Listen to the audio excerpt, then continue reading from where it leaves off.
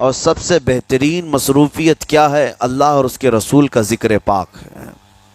یہ سب سے بہترین مصروفیت ہے کہ تم نے اپنے آپ کو اس میں مصروف کر رکھا تو اللہ تعالیٰ دنیا کی تمام مصروفیتوں سے تمہیں آزاد کر دے گا، برائیوں سے آزاد کر دے گا۔ قرآن میں رب تعالیٰ فرماتا ہے وَقَالُوا حَسْبُنَا اللَّهُ وَنِعْمَ الْوَكِيلُ۔ السلام علیکم ورحمۃ اللہ وبرکاتہ۔ پیارے ناظرین، آج شب برات ہے اور شب برات کے رات میں ہم لوگ اللہ کی عبادت کرتے ہیں۔ حدیث کے اندر اس رات کی بڑی فضیلت بھی آئی ہے کہ اس رات میں اللہ رب العالمین اپنے بندوں کے قریب آ کر اس کی دعا کو قبول فرماتا ہے۔ لیکن بہت سی ایسی غلطیاں ہیں جو ہم اس رات میں کرتے ہیں جو کہ ہمیں نہیں کرنا چاہیے۔ اسی کو لے کر حضرت مولانا مفتی سلمان اظہری صاحب نے بہت ہی شاندار اور زبردست بیان دیا ہے۔ اس بیان کو سنیں اور اس پر عمل کرنے کی مکمل کوشش کریں۔ چلیے سب سے پہلے حضرت مولانا مفتی سلمان اظہری صاحب کا یہ بیان سنتے ہیں، اس کے بعد انشاءاللہ بات کریں گے۔ ویڈیو کلپ آپ کی اسکرین پر۔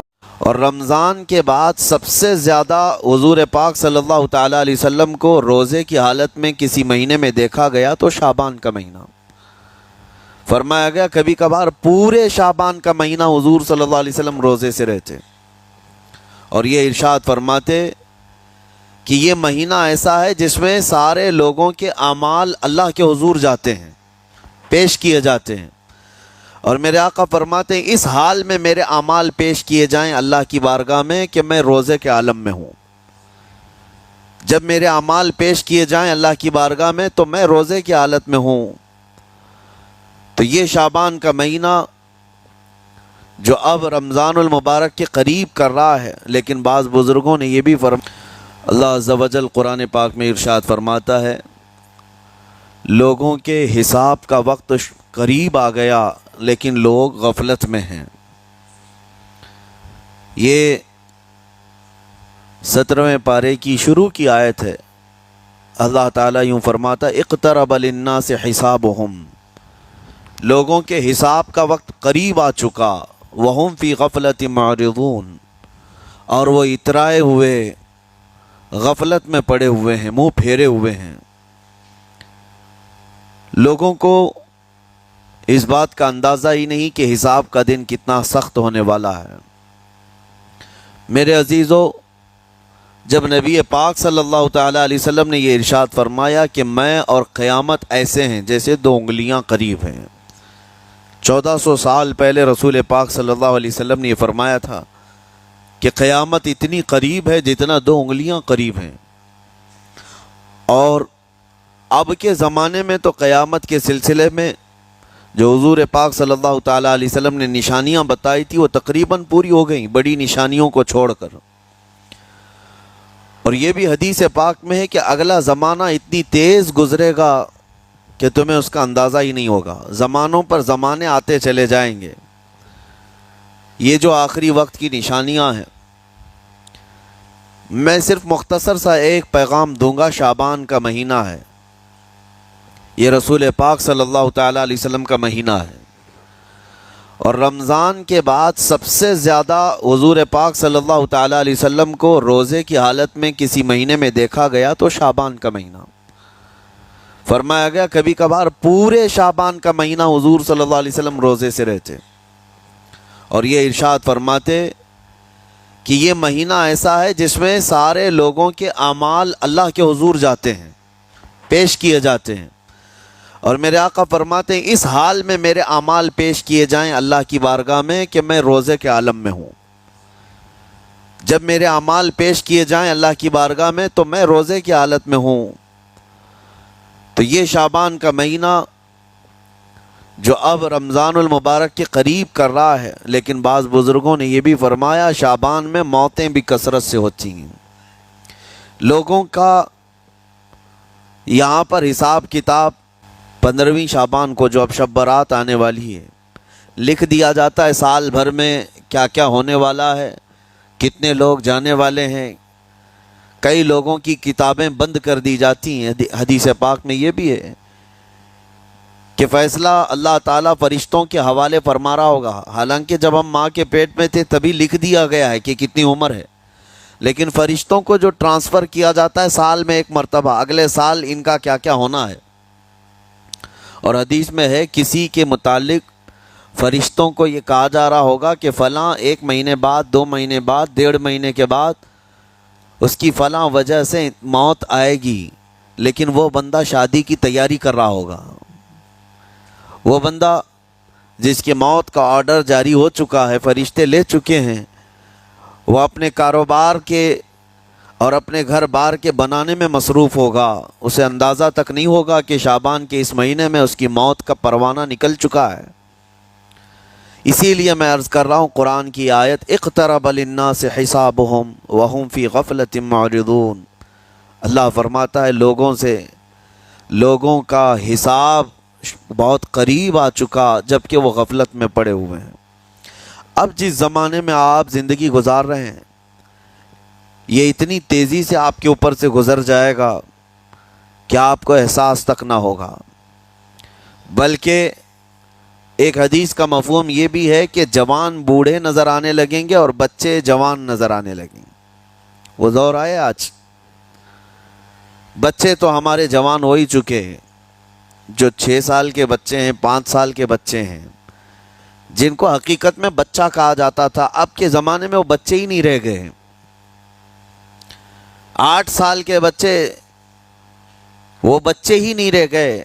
ساری اسکولوں کے حالات ہمارے پاس آئے دن نئی خبریں آتی ہیں، 3ری جماعت کا، 4تھی کلاس کا بچہ خطرناک قسم کے نشوں میں مبتلا ہے جو بڑے بڑے جوان بھی نہیں کیا کرتے تھے۔ تو بچہ کہاں رہا؟ حضور پاک صلی اللہ تعالیٰ علیہ وسلم نے فرمایا تھا بچے جوان لگیں گے اور جوان بوڑھے، اور جوانوں کی حالت یہ ہے کہ سارے مزے اپنے بچپن میں اتنے کر لیے کہ جوانی میں طاقت ہی ختم ہو گئی۔ 25 سال کی عمر میں ایسے لگتے ہیں جیسے کہ بوڑھاپا آ گیا، کمزوریاں آ گئیں۔ 30 سال پہلے کے دور میں 40 سال کو بھی جوانی کہا جاتا تھا، اب کے دور میں 40 سال تو بڑھاپا ہو گیا۔ 30 سال کی عمر کے بعد آج کے نوجوانوں کے جواب دینے لگ جاتے ہیں۔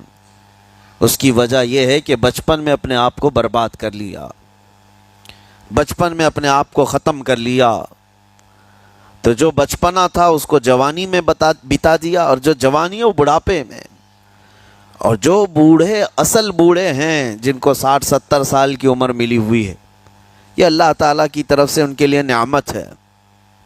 باقی قیامت کے قریب جو حالات ہیں وہ اس طرح کے ہیں۔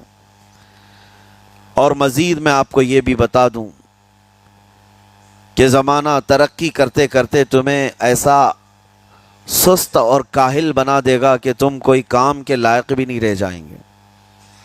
بہت ساری چیزیں ہم سے رخصت ہو رہی ہیں، ہمیں اندازہ بھی نہیں۔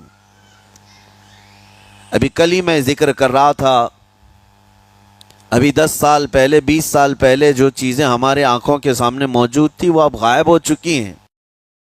خالی وقت اسے ملے تو نشہ بھی یاد آ جائے، خالی وقت اسے ملے تو عورتوں کی طرف میلان بھی بڑھ جاتا ہے، خالی وقت اسے ملے تو اس کو دولت لٹانے اور عیاشی کرنے کی فکر بھی سوار ہونے لگتی ہے۔ اپنے آپ کو کسی چیز میں مصروف کر لے، اور سب سے بہترین مصروفیت کیا ہے؟ اللہ اور اس کے رسول کا ذکر پاک ہے۔ یہ سب سے بہترین مصروفیت ہے کہ تم نے اپنے آپ کو اس میں مصروف کر رکھا تو اللہ تعالیٰ دنیا کی تمام مصروفیتوں سے تمہیں آزاد کر دے گا، برائیوں سے آزاد کر دے گا۔ قرآن میں رب تعالیٰ فرماتا ہے وَقَالُوا حَسْبُنَا اللَّهُ وَنِعْمَ الْوَكِيلُ، جنہوں نے یہ کہا ہمارا رب ہمارے لیے کافی ہے، ہمارا اللہ ہمارے لیے کافی ہے، اور کیا ہی بہترین مددگار ہے، کیا ہی بہترین وکیل ہے جس نے یہ کہا۔ اللہ فرماتا ہے اس کے فوراً بعد آیت آئی ہے فَانْقَلَبُوا بِنِعْمَةٍ مِّنَ اللَّهِ وَفَضْلٍ لَمْ يَمْسَسْهُمْ سُوءٌ، اللہ ان لوگوں کو اپنی خاص نعمتوں میں لے جائے گا، ایسی جگہ جہاں کوئی برائی انہیں چھو بھی نہ سکے گے۔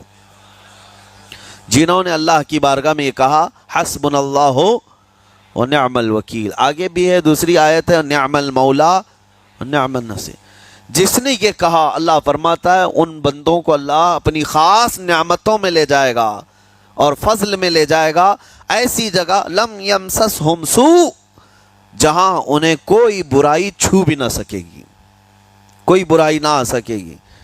اسی لیے کثرت سے اپنے آپ کو مصروف رکھو۔ یہ جو محافل ہماری ہو رہی ہیں اللہ کرے کہ ہمیشہ قائم رہیں۔ ہم ہفتے میں ایک مرتبہ ذکر کی مجلس میں آتے ہیں اپنے دل کو اللہ تعالیٰ کی یاد سے معمور کرنے کے لیے۔ ویسے کھانا تو دن میں 3 مرتبہ اور کوئی تو 5 مرتبہ کھاتے ہیں۔ اپنے جسم کا بھرپور خیال رکھا جاتا ہے۔ ہماری روح کے خیال کے لیے ان مجلسوں میں آنا ضروری ہے۔ یہ مجلسوں کی پابندیاں، اور اگر آپ اس کو ہی یہ سمجھ کر نہ چلیں کہ ہم نے ایک بار ہفتے میں ذکر کر لیا تو اب کافی ہے۔ ہماری گاڑی بھی جو ہے پیٹرول بار بار مانگتی ہے، اس کو جس طرح سے چلاتے ہیں اس طرح سے اس کی خواہش بھی ہے۔ روزانہ گاڑی کو اگر کہیں کھڑی کر رکھیں تو زیادہ پیٹرول نہیں لگے گا، لیکن چلتی رہے تو بار بار پیٹرول کی ضرورت ہے۔ ہم میں سے ابھی کوئی ایسا نہیں ہے جو بستر پر پڑا ہوا ہے، ہر کوئی چل رہا ہے، پھر رہا ہے، دنیا میں مصروف ہے۔ تم اپنے کھانے پانے بھی کر رہے ہو، لوگوں سے ملاقات بھی کر رہے ہو، اس کا مطلب ہے تمہاری گاڑی چل رہی ہے اور اس کو پیٹرول بار بار چاہیے۔ اور یہی جو ایندھن ہے، یہ پیٹرول ہے، اس کا کام یہ اللہ تعالیٰ کا ذکر کرتا ہے۔ تمہارے جسم کو بیلنس رکھنے کے لیے، تمہاری فکروں کو بیلنس رکھنے کے لیے، تمہارے دماغ کو صحیح سلامت ایک نہج پر رکھنے کے لیے یہ ذکر کی محافل قوت دیتی ہیں۔ اگر اس ہفتے میں آپ نے ذکر کیا نہیں ہوا تو آپ اپنے ہی گھر پر سونے سے قبل بستر پر بیٹھ کر کیوں اللہ کا ذکر نہیں کر لیتے؟ 5 منٹ 10 منٹ اس مولا کو پکار کر کے سونے میں کیا حرج ہے؟ لوگ موبائل دیکھتے، گانے سنتے، فلمیں دیکھتے ہوئے سو جاتے ہیں، لیکن اللہ رب العزت کو یاد کر کے سونے والا، میرے عزیزو، قرآن میں مولا فرماتا ہے فَاذْكُرُونِي اذکرکم، اس کا وعدہ ہے تم مجھے یاد کرو میں تمہیں یاد کروں گا۔ اور اس کی تفسیر میں اللہ تعالیٰ کے اس قول میں، اس فرمان کی تفسیر میں بزرگوں نے فرمایا اللہ کیسے یاد کرتا ہے بندے کو۔ تو دیکھا آپ لوگوں نے کہ مفتی سلمان اظہری صاحب نے کتنی شاندار طریقے سے شب برات کے بارے میں بتایا کہ ہمیں اس رات میں کیا کرنا چاہیے اور ہم کیا کرتے ہیں۔ آپ اس بیان کو لوگوں تک خوب شیئر کریں، ہو سکتا ہے کہ آپ کے شیئر کرنے سے کوئی اپنی عبادتوں کو درست کر سکے اور اس رات کو اپنے لیے غنیمت سمجھے۔ ملتے ہیں کسی نئے بیان یا کسی نئے اپڈیٹ کے ساتھ۔ السلام علیکم ورحمۃ اللہ وبرکاتہ۔